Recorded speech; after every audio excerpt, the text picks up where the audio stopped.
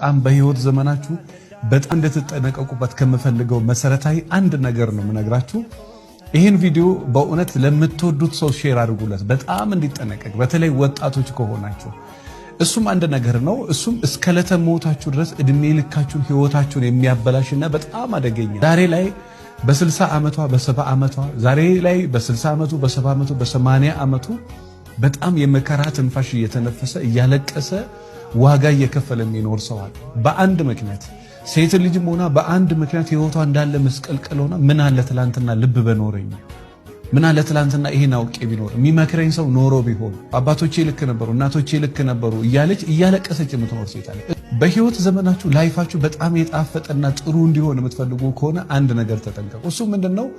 ግፍ አይኖርባችሁ። እኔ የእውነቴን ነው የምነግራችሁ። እኔ በዚህ ጉዳይ ላይ ዋጋ ከፍዬ አውቃለሁ።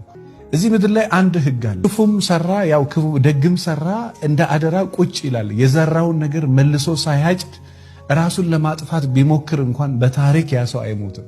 የሚሞተው መቼ ነው ካላችሁኝ፣ የዘራውን ካጨደ በኋላ። በጣም በሚደንቅ ሁኔታ ደግሞ ንስሐ ግቡ፣ ይቅርታ ጠይቁ፣ ለምኑ። በታሪክ የዘራችሁትን ከማጨድ ወደ ኋላ አይመልሳችሁም። በጣም የሚገርመው ንስሐ ማያስተካክለው ምንም ነገር የለም። ያችን የዘራሃትን ግን ታጭዳለህ። ምናልባት መልኳን ምናልባት መቻሏን እግዚአብሔር ይቀይርልህና ያስችልህ ይሆናል እንጂ በህይወት ዘመን የዘራኸውን መልሰህ ታጭዳለህ።